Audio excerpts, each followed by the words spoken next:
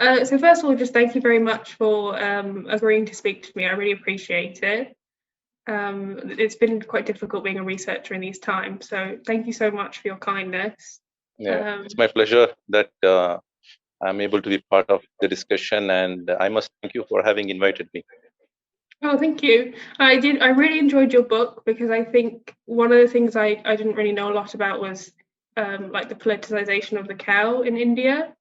And I really enjoyed reading it because it covered so many different aspects of that and kind of gave me a really good insight into the background of why the cow has been politicized, but also like the religious background to it. So yeah, I just wanted to say I really enjoyed reading your book. Yeah, thanks a lot. So my first question is, were you born and raised in Bangalore? Yeah, I'm basically from Bangalore. I brought up in Bangalore, born and brought up in South India, you can say, but I am also connected to Chennai. Chennai is also part of me in the sense that most of my relatives stay in Chennai. That's a neighboring city. Okay. And which sect of Islam do you belong to? We call ourselves as Sunni. We are the Sunni Muslims who are there with the Quran and the teachings of the Prophet Muhammad, peace be upon him. And we revere the companions. We respect all of the companions. So that's how we come into this category of Sunni Islam. And within the Sunni, we are basically from the Shafi school of thought. Basically, in the South India, we are basically born and brought up under the umbrella of Shafi school of thought. And as I started progressing with knowledge of Islam, I am not adhering to any of the schools of thought. I'm open to learn from the Quran and the teachings of the Prophet Muhammad, peace be upon him. So I know that you're involved with the Discover Islam Education Trust. So how did you first become involved in that? Yeah, Discover Islam Education Trust is a center to learn about Islam. It's a resourceful center to learn about Islam.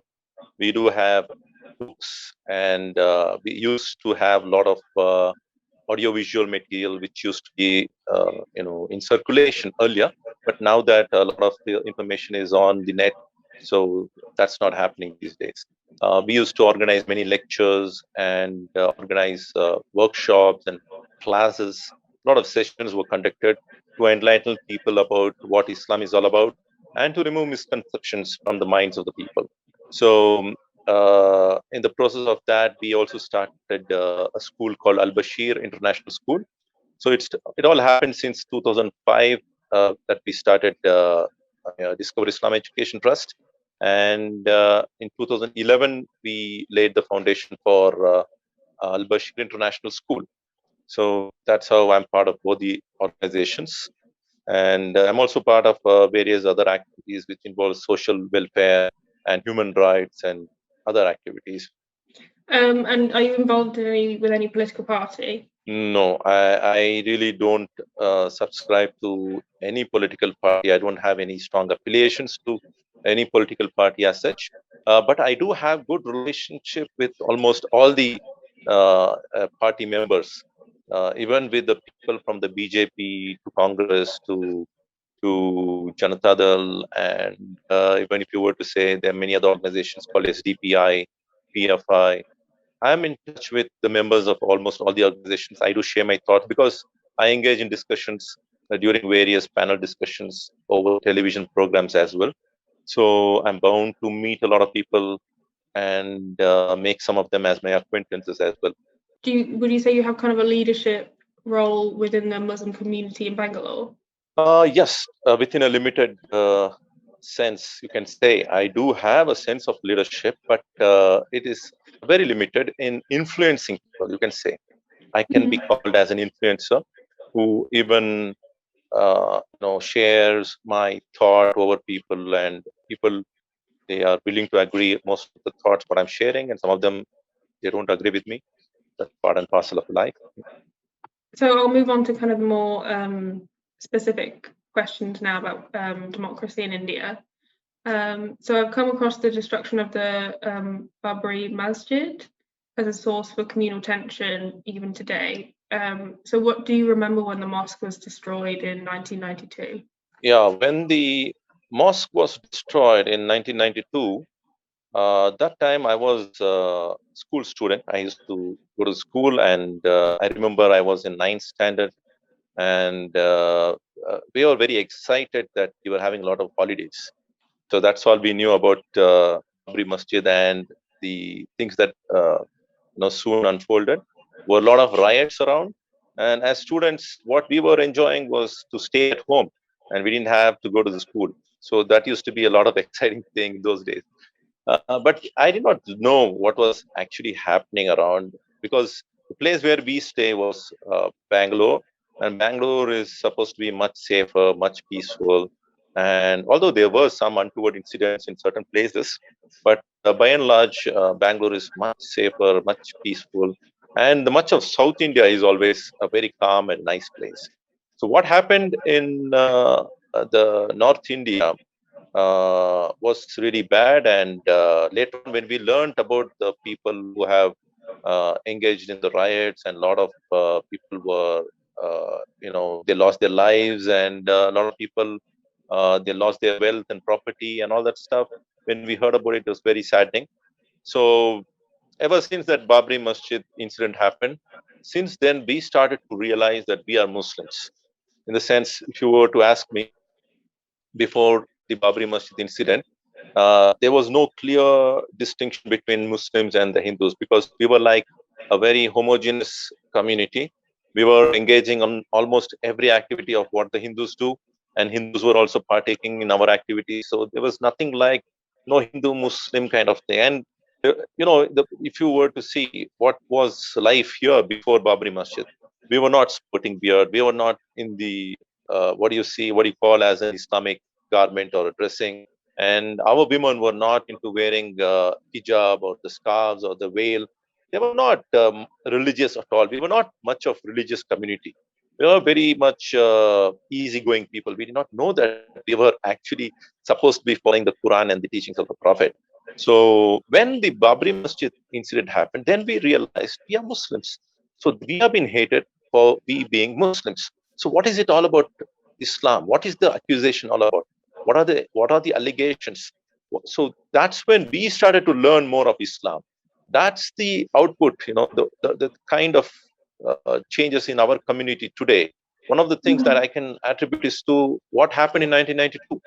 So 1992 incident of Babri Masjid made us more religious, made us to get into the serious study of what the Quran and the teachings of Prophet is.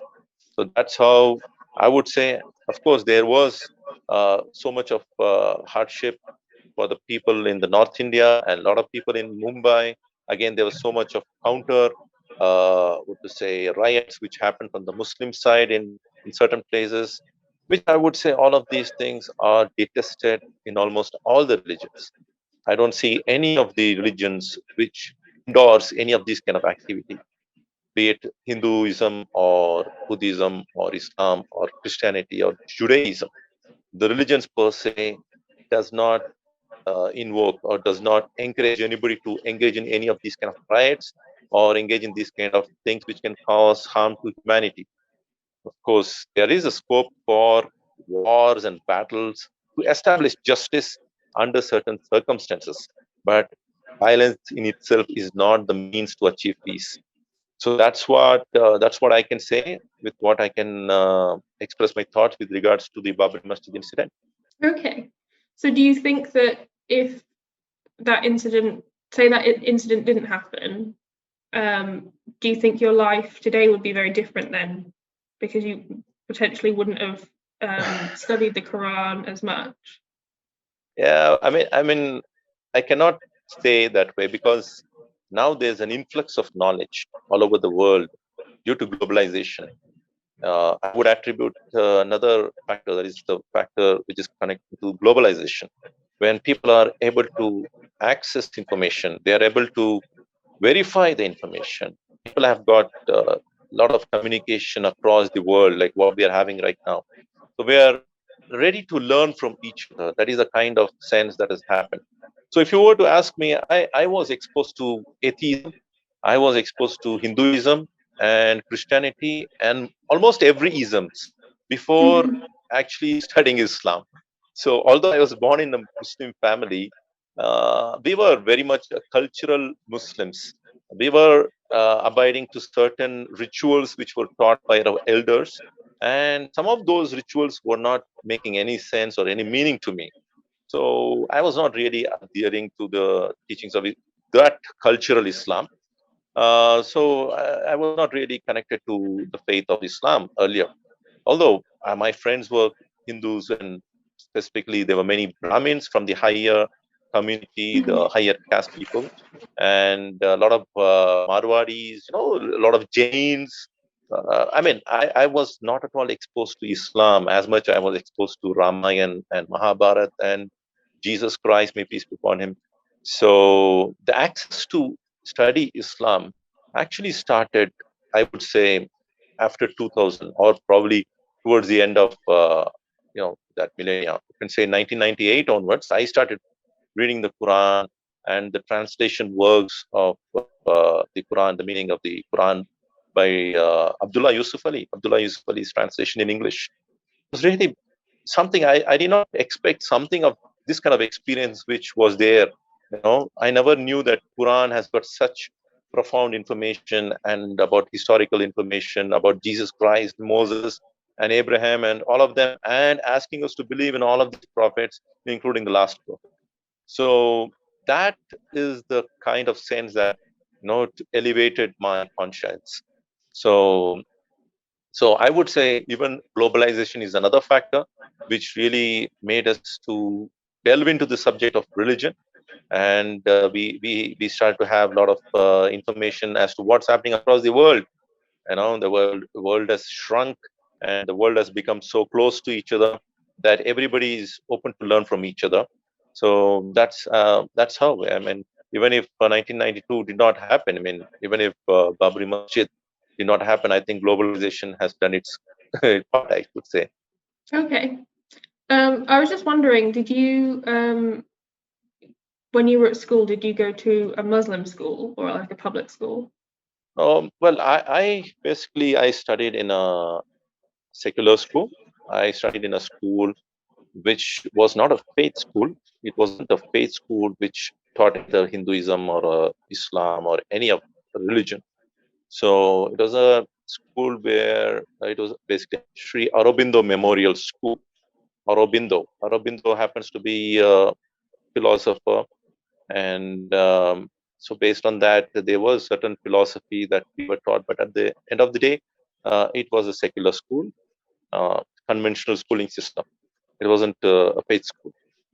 So as I say, well, if you were to see the kind of the face that you're looking at, the beard and the turban and all of these things, I would say it all started only after, to be very frank, maybe after 2001, only after 2001. And before that, when I was in college, we used to, even now I wear, I mean, it's not that I don't wear these Western dress or anything of that kind. We do wear the Western attire at times, the blazers and ties. I have no problem with wearing that. And again, we do wear the local Indian traditional dressings like the shirt and the veshti, you call it the dhoti. It's a cloth which is draped around your lower garment. So we are open to practice according to the place and the times and the situation. So there's no rigidity as such. I'm open even for cultures. I'm open to adopt and adapt various cultures, because as I learn more about Islam, Islam is not against any culture for that matter. Islam is not against the Eastern culture or the Western culture or the Middle Eastern culture. Islam is against un-Islamic culture. That's all I can say. I mean, in a gathering, if we are sitting over a table, if somebody is serving a milkshake or a coffee, I'm open to have. Somebody is serving alcohol, then I'm saying, no, sorry, I'm not part of it. I cannot sit here. Yeah. So that's where the whole thing is. Everything is defined based on what is permissible and what is forbidden. So in the aspects of food, in the aspects of recreation, there are many things which are permissible and many things which are not permissible. So based on that, we form our lifestyle. So since the destruction of the Babri Masjid, there's been multiple court cases about building the Ram temple on the site. In 2019, the Supreme Court ordered the site to be given to a trust to build the Hindu temple. How did you feel about this decision? Well, this decision has brought in peace for sure. We can say there has been much of peace. Had the decision been the other way around, had the place been given to the Muslims, then a lot of riots could have been possibly happening in India. So, in that sense, this decision brought in a lot of peace. But has it done justice? If you were to ask based on the law and based on the foundational values of the Constitution, then if you see it in that lens, say that we haven't received much of justice. Okay. So therefore, we were not shocked, we were not worried, we are not depressed, we are not frustrated. But our elders, they feel they still have to pursue their rights. So they have gone and again they have filed a petition in the Supreme Court. They are trying to see if they want to achieve something greater than what they have found now. Well, most of us, more than 50% of the people are just calm over this. We are not really breaking our heads over this. Do you ever feel frustrated that you're in a position where you have to compromise some of your rights to achieve peace? Well, there is no frustration for the reasons behind the Quran and the teachings of the Prophet has told us how to live under certain circumstances, how to live under certain situations. So there are times when the Muslims were persecuted, even in Makkah. They were oppressed, but the Prophet taught us to be holding out to patience. And the Prophet taught us to adhere to the values and the principles and not to engage in anything that would involve violence. So we are in a situation as of now in India, we are the minorities. And at the same time, we are weak in terms of power, authority. So it is not befitting us to be reactionary. It is not going to benefit anybody. It is not going to benefit us or anybody else. So therefore, we are just adhering to the values what has been already taught, and we are at ease. We are at ease and we are at peace because there is no frustration. Frustration is something which would make one feel unrest, which would make them feel mentally weakened and mentally in a sorrowful state. But we are not in that sense. We are feeling very much, revived in terms of our faith. We feel that we are being tested. We feel that God's help is very near. We feel that whoever is going to transgress the limits set by God will be punished in this world, and God's intervention is bound to happen. That's what we believe in, and we are seeing signs every day. We are seeing every occasion, every instant. We are seeing the help of God Almighty. So we are far away from being frustrated. There's no sense of frustration. We're very much at comfort level, and we are very much determined. We are very much determined to see a brighter day in the coming days.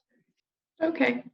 And how do you think that brighter day will be achieved? Like, do you value, or do you think you could do that through politics, or how do you think that will be achieved? Well, see, one thing is, if you were to look into the history of mankind, always, whenever a group of people are being pushed to a corner and they are oppressed, they would become stronger than ever before, or they would get perished. There are two things. One is they would get perished, or they would get stronger than before. So when we are persecuted, when you are oppressed, that's when you realize the value of life, and that's when you take things seriously. So the Muslims were very casual about education, they were casual about politics and all of that for a very long period of time, and that feeling has changed, and now a lot of people are engaging in education, and people are engaging in pursuing in the field of politics, and a lot of other, they are getting into the mainstream now. Yet it's still a long way ahead. I don't see much of progress in the North India, because the North India is still it's still very gloomy. I don't see much of positive signs there. But but sooner or later they would start thinking, and they would start working on themselves. If they don't, then they will have to perish. So there's only two things. But as we see, as the nature of Islam, the more Islam and the Muslims are being hated for what it professes, and the more the outcome is positive towards the Muslims in the longer run. So that has been history. That has been the, if you see the Islam is not in debate from this 21st century. It's been there in debate since a long time. Ever since the Prophet, peace be upon him, was preaching about Islam in Makkah and Medina.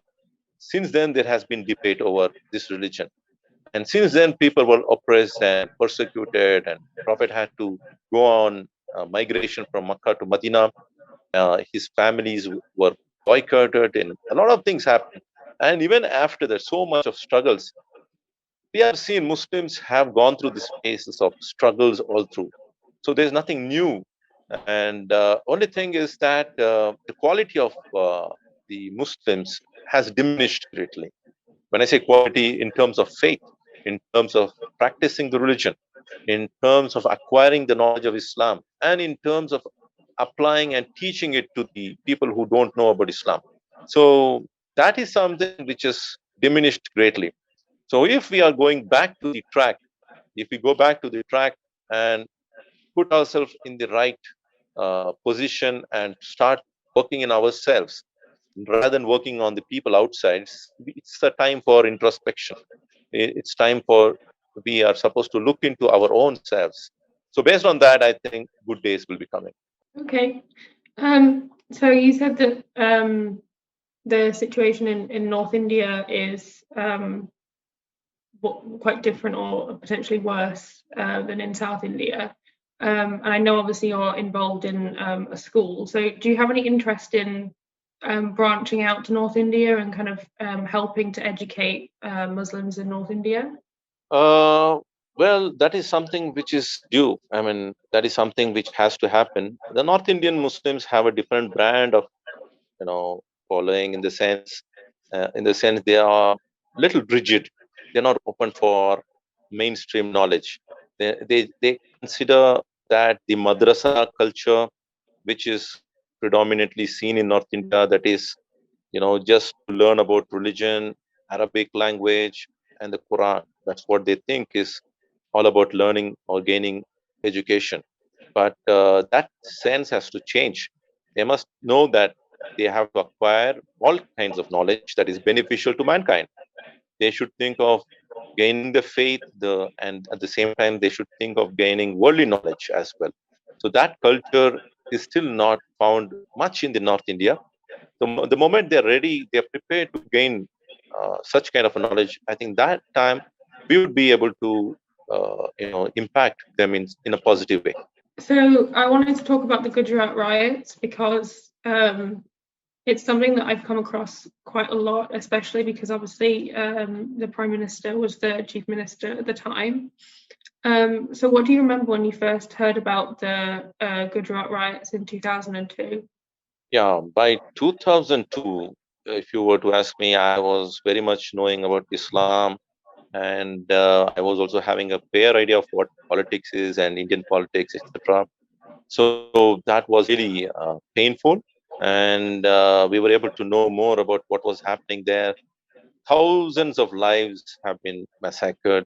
Many reports of 3,500 and 2,500 or whatever. A lot of women were raped in public, and some of the women, their stomach was, slit open, and the baby was taken and pierced into a trishul, and that kind of a news was really alarming, and it was really painful. And these are all reported news. These are all news in the mainstream, and all of these things have happened. And what we understand is purely hatred. Is just hatred based on misinformation, based on misleading the masses is what has happened. So it was really painful, and the impact of that is also seen today. Even today, seen. So there's been a lot of investigations into the riots, especially by human rights agencies, and a lot of people have argued that they were allowed to take place by the state. the state government and police didn't help and protect the Muslim community. So what do you think about that position? Well, I am inclined to affirm to what these human rights reports are saying, for reasons that there are certain video clips which have come out after the Gujarat carnage. One such personality happens to be Babu Bajrangi. Babu Bajrangi, he claims to be a person who works for the Hindutva, and in one of his interviews, he says that he happened to get a nod from the then chief minister to do whatever is pleasing to him for 3 days. He was given 3 days of time to do whatever he pleases. So it wasn't saying that the CM of Gujarat, Narendra Modi, asked them to do the riots. He doesn't say that way, but nevertheless, it says, "Do what you want." That's the kind of statement which was given by Babu Bajrangi. So what does that mean? Does it mean that the state allowed it to happen? Yeah, that's how most of us we think, because any riot, if it has to go on, it will go on for an hour or two. But if it has to go on for more than an hour or two, and if it has to go for days together, then it cannot happen without the blessings of the state government, the government of the land. So we conclude that there has been some sort of push or leeway by the government of the day, which has made it possible for the riots to happen in that large scale. So I was wondering, when did you first become aware of the national rise of the BJP? Because I know that the party was founded a relatively long time ago, but it's only more recently that it started to become more of a national party and kind of break through caste divisions, class divisions, and things like that. I can recall of Advani. L.K. Advani was a major leader prior to Narendra Modi and all of them. Advani and Vajpayee were the senior most leaders.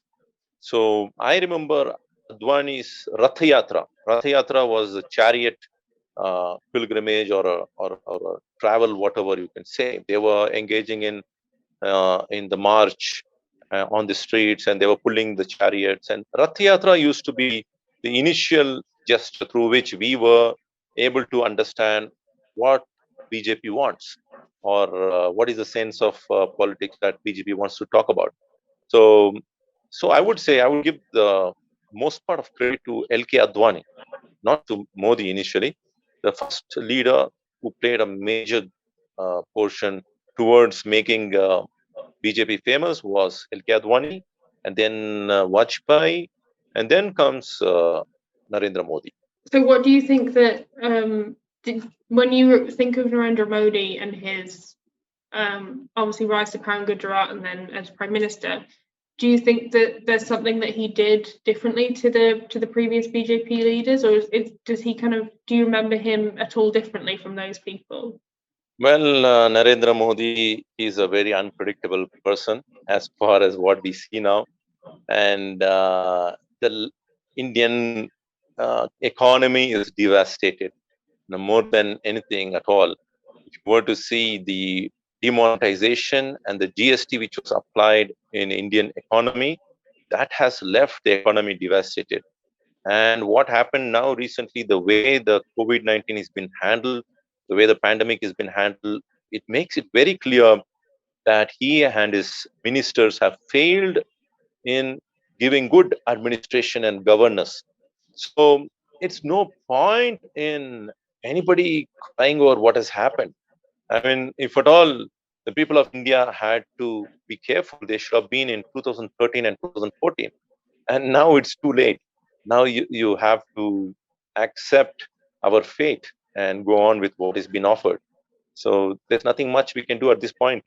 And of course, people are realizing, the BJP people are realizing, but they have lost a lot of lives, they have lost a lot of property, and a lot of things have gone out of hand. So we don't know how things are going to work out. I mean, even till last 2 years, I think Modi was hailed People were talking great about him, even in international media, although people were criticizing. But at the end of the day, he was somewhere being praised by some people. But today, nobody is in a mood to praise Modi. Everybody is talking about his failure. All the international media and the local media and local state media and national media has started to criticize his works. So Modi, as an administrator, he has failed miserably because his focus was in the temple and the masjid issue. His focus was in constructing the 3 crore statue. His focus was in the bullet train, but it was not on common man's requirement, the common man's healthcare.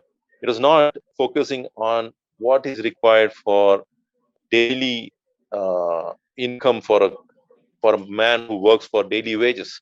So it's a failed administration as of now, and people have realized it. But I think for another 2 years or 3 years, we need to live with this. We have no other option for now. So were you surprised by the BJP's success in the 2014 election?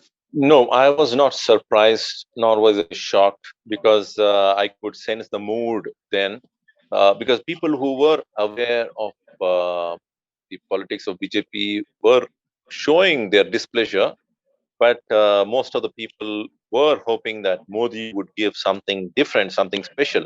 They did not look at Modi as a BJP person. They saw Modi as a brand in himself.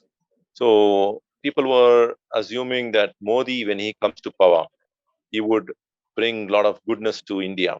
And one of his slogan was Sabka Saath, Sabka Vikas. Sabka Saath means we are with everybody, and Sabka Vikas. So we work for everybody's benefit and prosperity. So that is what he said.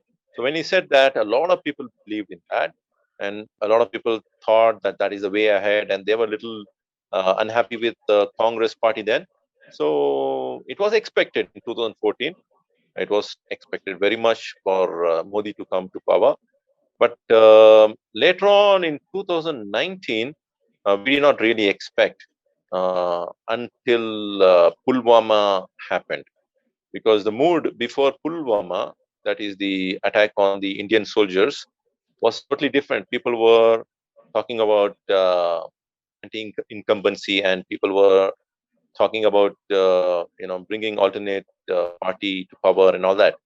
But after the Pulwama attack, after a lot of military personnel they died in the terrorist attack, the whole thought was changed. The whole thought process changed. People were talking about Modi has to come back to power because he's the one who can tackle the terrorist attacks and stuff like that. So after that, there was a wave, an undercurrent of support to Modi's government, and again he came to power in 2019. But even after this, if people want to still bring him to power, well, it's people's choice, and they will have to face the consequences. I was wondering, so the BJP and Narendra Modi are kind of known for their Hindu ideology, which has become increasingly inclusive of all Hindus, not just kind of the high caste Hindus.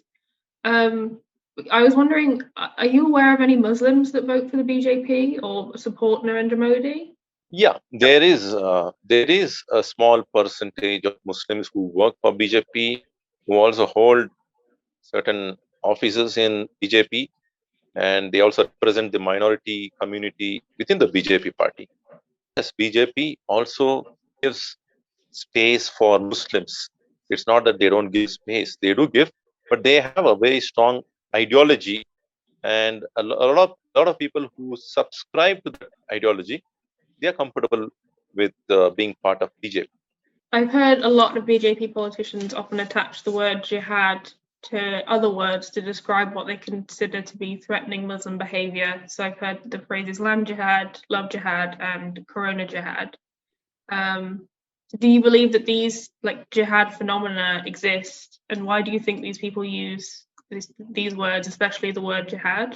Basically, the RSS and the likes of RSS, they thrive on spreading fake news. They thrive on spreading misinformation, and that is their weapon. Their weapon is in using as much as false information to misrepresent a community and to build in a sense of fear among the Hindu community. The Hindu community, by and large, if you were to see in the North India, they are uneducated. And if you see, by and large, the Hindu community in the South India, they are educated. So therefore, the works of RSS and the BJP does not impact much of South India, Kerala, Tamil Nadu, and even Karnataka to a great extent, even Andhra Pradesh does not buy into what BJP is offering. So as people get educated, then things will be very much open for them to verify and understand.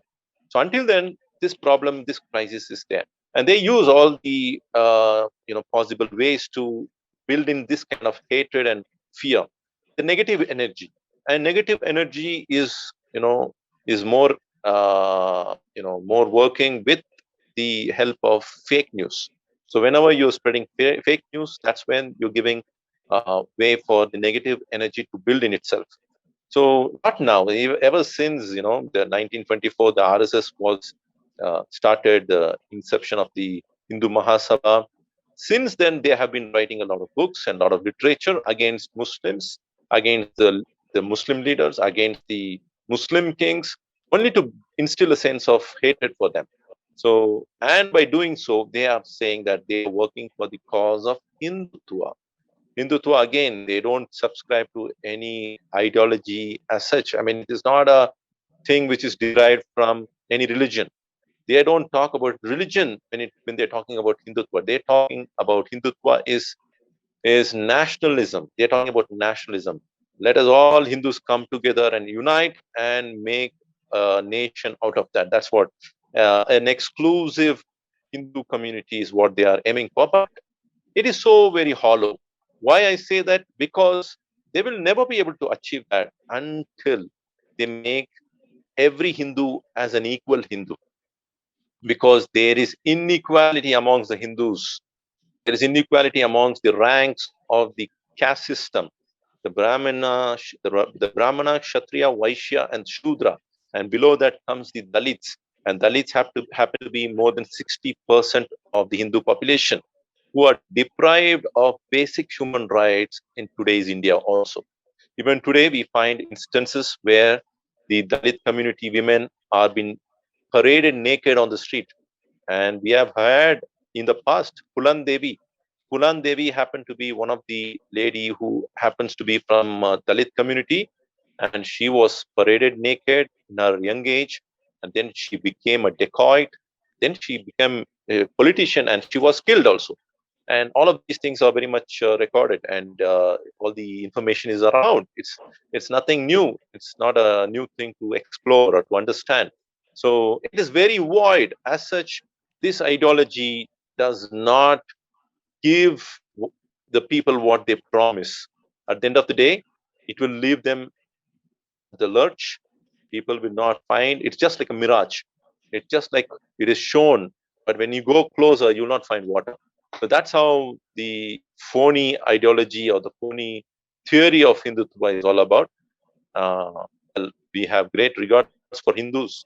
We have great regard for the teachers and the gurus of the Hindu religion. And a lot of things, what they teach and what they preach, it syncs well even with what Islam teaches. A lot of things we can relate to. But yet we have our differences when it comes to idolatry. We have our differences when it comes to certain rituals, certain things. But as philosophy, a lot of Hindu philosophy does concurrent with the Islamic faith also. So as such, there is no friction amongst the Muslims or the Hindus. The Muslims and Hindus have been living together, and we are comfortable living together. But it is this fringe element which is wanting the Hindutva to come and overtake and control the entire nation, which is causing the problem, and which the people today are able to realize. I was wondering, as a Muslim, do you feel less safe in India under Prime Minister Modi, or is there another time where you felt unsafe under any other government?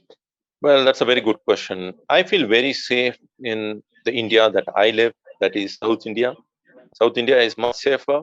South India, where I live, people are much educated, much helpful, and who believe in pluralistic society. With regards to that, I have to say the Muslims and the non-Muslims, Christians and the Hindus, all of us are of the same kind of thinking. But as you go to North India again, North India is a different place altogether, where you talk about Uttar Pradesh and Bihar and again Gujarat. I don't see the Muslims being there very safe. Of course, they are safe. I don't say that. I don't want to ring the bell to say that we are an emergency or anything of that kind. It's not that way. Muslims are comfortable. They are doing their business. They're going to schools. They're going to offices. Everything is calm. But sometimes we do hear some untoward incidents of somebody is being lynched on the pretext of eating beef or carrying the cattle or transporting. So that is keeping the people always in a very insecure mode. But but again, Muslims in the North India also, they are able to muster strength by politically being relevant and by taking some significant moves in the current days. So I would say the leadership is building up even in the North India, even in the South India. Muslims all over India are waking up to the reality of the situation, and they're also participating in the mainstream politics, which they were abandoning since a long time. Do you believe the CAA is unconstitutional? I would say CAA is discriminatory. It is discriminatory, and it is going against the values of the Constitution, where it talks about secularism. So when it is saying secularism, it's like irrespective of any faith, everybody is going to find relevance and comfort in this land. Well, having said that, when you give citizenship to every faith, people adhering to every faith except for Muslims from a couple of countries, so that is discriminatory. That shows the hollowness in the CAA. So it doesn't make anyone disenfranchised. It doesn't make anyone void of the citizenship. It doesn't strip away a person from citizenship, but the very thought that the Muslims are not given citizenship is discriminatory. How do you think a nationwide NRC will affect the Muslim community in India? Yeah, NRC, it all depends upon the criteria set under the NRC. Because NRC is okay if you're wanting to have a register, national register for citizenship, it is okay. But what are the criteria to give that? If you're making it birth certificate alone, that's fine.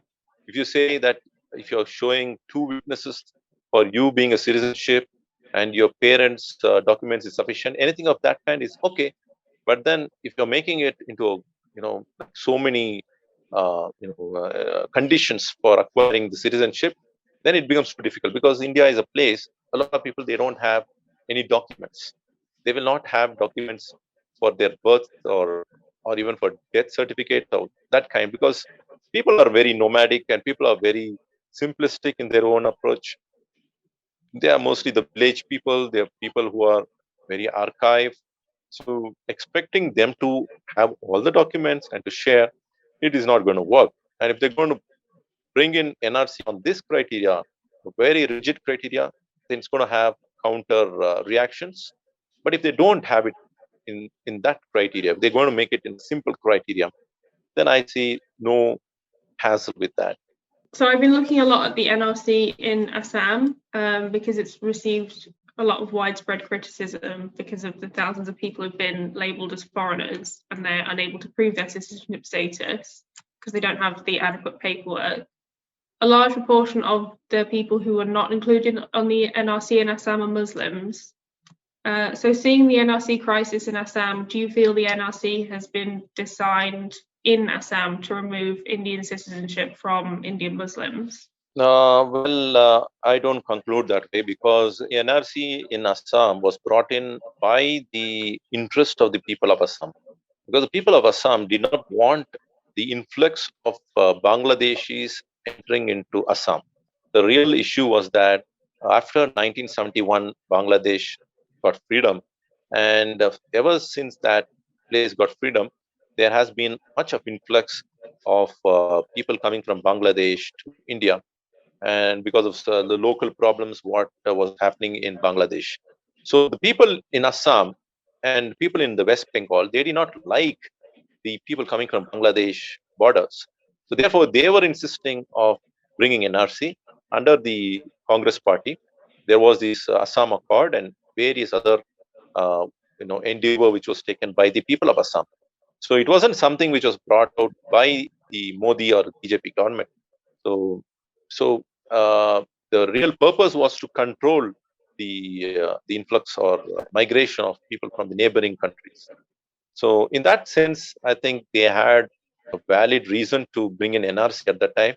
Although the criteria which they have set is really difficult, really troublesome. They are supposed to show in so many documents to prove that they are the people of this country. So that becomes too difficult, where your own countryman becomes a refugee overnight. And even if you were to see on a broader scope, Bangladesh and Pakistan at one time was part of India. So they are our own people, they are our own blood, and treating them inhumanly, putting them into detention center doesn't show an element of humanity, doesn't show an element of Indianness either. Because no matter what I'm a Muslim by faith, but my roots go back to Indian. My great grandfathers were Indians, and they were, at some point probably they were also Hindus. So, or they might have been Buddhists or Jains. We don't know. So we are the basic Dravidians here in South India, and the North Indians were Aryans. We have chosen the religion Islam. So based on that, if based on the faith, if somebody is deprived of his rights, that is so very inhuman way of treating. It is not suitable for any Hindu to be proud of. No Hindu will be proud of keeping any person in a detention center just because he is holding to a different faith. And of course, India, you might have seen, Hindus are the people who have ways of practicing religions, and they have so many ideologies, so many ways of worshipping, and so many rituals, and they're open for, if at all they are worshipping 3 crores Hindus, they will not mind adding one into their list and saying that they want to worship even the God of the Muslims. So they have no problem with that actually. Hindus are always open-minded people. Yeah, the real issue is with the social ill wills which might be evident in the Hindu religion, and certain inconsistencies in the theology is what we don't subscribe to. So therefore, I would say the NRC in Assam was brought for a different reason, but the criteria set is really not right. During his 2014 election campaign, Prime Minister Modi spoke of a pink revolution. How did you feel when you heard him speak about the idea of a Congress-promoted pink revolution? And do you think his words on this, particularly at a speech in Ghaziabad, led to the lynching of Mohammed in Dadri in 2015? Well, when Modi spoke about pink revolution, we actually believed that he was serious. We actually believed that he would ban, the consumption of beef or slaughtering of cattle.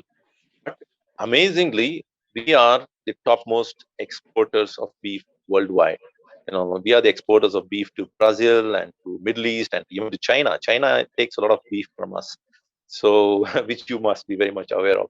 So whatever he spoke, he wasn't true to what he spoke. That's one thing. So he used the emotional feelings of people to come to power. Secondly, about akhlaq, what happened to akhlaq was very sad, and it didn't happen based on the involvement of BJP, but it happened based on the involvement of the Gauraksha Dal, Bharatiya Gauraksha Dal, BGRD, and they were given a lot of scope and freedom earlier, and they misused their freedom, and it wasn't done under the BJP organization. It happened under the uh, Bharatiya Gauraksha Dal. But nevertheless, they were boosted, they were encouraged initially when they were working in the Goshalas and all that, the BJP members were encouraging. Even after Akhlaq was killed, a lot of BJP people were still hailing the Bharatiya Gauraksha Dal, the Gaurakshaks, the cow vigilantes who claim to give justice for their cause. They want to take law in their hand. They are the ones who have caused bloodshed on earth, on the Indian soil. But I wouldn't blame Modi per se for what the Gaurakshak have done. But they were boosted to the idea of cow protection through Modi's talks. The idea of cow protection, the idea of increasing the number of Goshalas was propounded majorly by the BJP leaders, and Modi was one of the protagonists for that.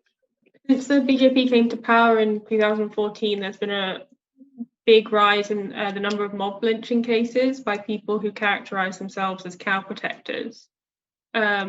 So obviously one of the most infamous cases was the death of Mohammed, which is still referred to as one of the most shocking cases. So do you remember when you heard about this happening, and what do you remember about that, if you do? Yeah, that was initial days when BJP came to power, and we could sense that something is going to happen. And the moment we heard of Akhlaq being killed for the first time, it was really heart-wrenching. And after that, we heard about Junaid being killed, another person. He was traveling in the train and he was killed on a similar cause in the name of protecting the cow and beef and stuff like that. And that was really sad. And people came onto the streets. The non-Muslim, uh, people amongst the Hindus, they came on the streets saying that not in my name. Please don't do this in my name. That's what they said. They said whatever happened, we have no share in that. Do you feel that the state has given the Gaurakshaks a certain level of impunity? Because in a lot of the cases, they're often not arrested, or if they are arrested, they're charged with charges that mean that they can be bailed.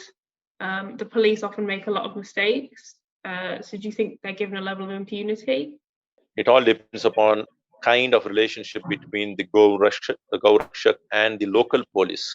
It depends. It's not the same everywhere. As I said, South India's situation is different because here people are more intellectual. They look into proofs and evidences. And moreover, the South Indians among the Hindus, they are beef eaters. They have a lot of beef. And if somebody is saying don't eat beef, people would rebuke. And therefore, the BJP has selectively played a different game in South India, especially in Kerala. They have even started cooperative societies for the sales of beef, and that is done under the leadership of the BJP and the RSS. That's amazing, isn't it? So the people who say that they don't want to sell beef, here they have cooperative societies to sell beef, and it's there in the mainstream media. That clearly proves the hypocrisy. I mean, the heights of hypocrisy is clearly found in all of this. So, I mean, they are becoming such funny people, I would say. People should not be taking them serious anymore. Their agenda, their ideology, everything makes no sense. So in these areas where the lynchings often take place in the cow belt, what do you think the solution is to stop that from happening? Would you say it would be education? Well, education is something which is basic, I would say. That is not in itself solution. I think Muslims must migrate from places where they are not safe to the places where they are safe. They should get into places where they are predominantly educated masses. They should live in places where the rights and the freedom to live as Muslims is been protected. So not necessary. They can move from one locality to another locality in the very same state. So they have to choose the places where they live. And based on that, I think much of things can come into control in certain places of these kinds. So the Gaurakshaks who are punished for if they're involved in a lynching or attacking somebody who is alleged to be transporting beef or has killed a cow or eaten beef, they often receive a lot of support from BJP ministers in northern India.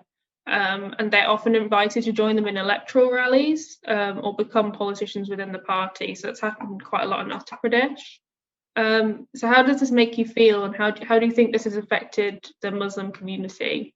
It makes us feel that the government has compromised with the values of the constitution.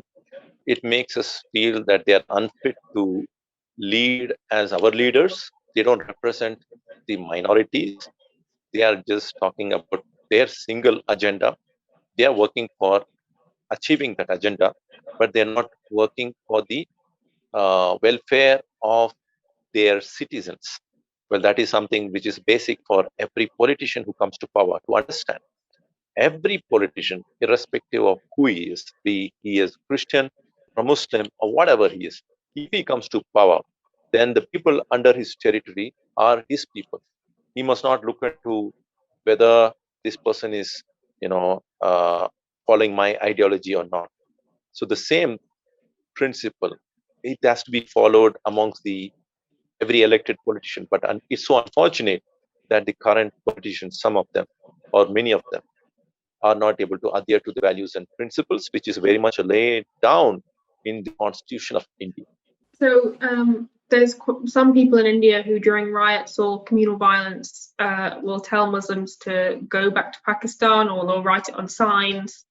So how does that make you feel, and do you have a response to these people? I mean, Pakistan would not be interested to get us citizenship, and we are not interested to go to Pakistan either, because of the reasons. Because when the partition happened in 1947, the people who really migrated towards Pakistan were the Punjabis of India who migrated to Pakistan. And the people from Punjabis, from amongst the Pakistan soil, they migrated to India. So the North India, they really had this, the migration from that Punjab to this Punjab, or vice versa. But from South India, if you were to count the number of people who migrate to Pakistan, you'll find only a handful, very few people. Probably they might have thought that they have to migrate. But as such, we never even gave a second thought over migrating to Pakistan because of our culture, because of our language, our cuisine, and everything which is part of South India. So Pakistan was not able to keep Bangladesh happy because of the difference in languages. Because it was East Pakistan and West Pakistan. Earlier to Bangladesh was formed in 1971. And Bangladesh was formed because they did not want the enforcement or the compulsion on adhering to Urdu as a language. They wanted to have their culture, the Bangladeshi language. So it doesn't work. It doesn't work for us to go and settle down in Pakistan. And it is something which is so funny statement. The people who don't have any idea, they are making statements. Because we, the people of India, and we Muslims today, whoever we are connected to the lineage of the forefathers of Indian soil. And our forefathers happen to be Dravidians primarily. And the North Indians were primarily the Aryans. So the Dravidians, we have very strong Dravidian culture. We speak the local language. If I go to Pakistan, I would not be able to speak Punjabi language. And, my language is Tamil here, and my language is Kannada here. We speak the local languages here. So it doesn't make sense. And we are not in a mood to go to Pakistan either. Do you think it is possible for the Muslim community to stop the erosion of rights against all minorities in India? Yeah, I think we should work. As I always want to be positive, I want to be optimistic, and negativism, pessimism does not help anyone. So one has to be positive, one has to be optimistic to do all the possible things to achieve the human rights. And we must stand for human rights, not for Muslim rights. As long as Muslims talk about human rights, they will be appreciated, and their rights will be secure if they are coming into the mainstream. If they're going to be just talking about Muslim rights, and if they're going to be silent over other rights, then there's no much progress to be found in the future. So thereby, I say the Muslims have got a very large role to play.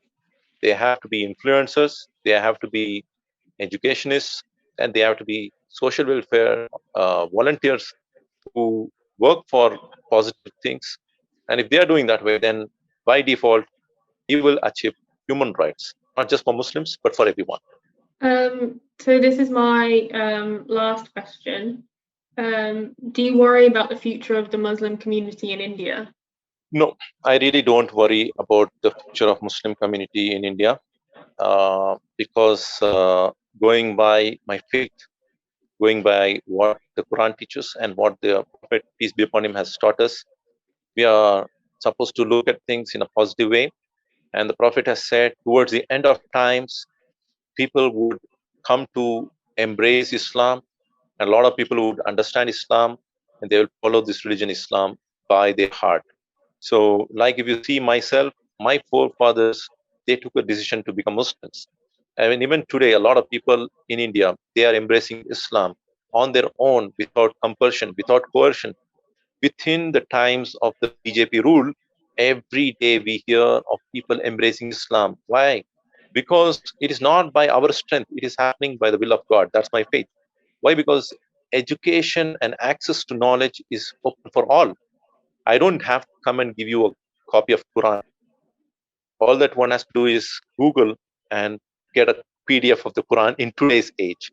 If somebody wants to know about Prophet, all that he has to do is Google and get Prophet Mohammed, peace be upon him.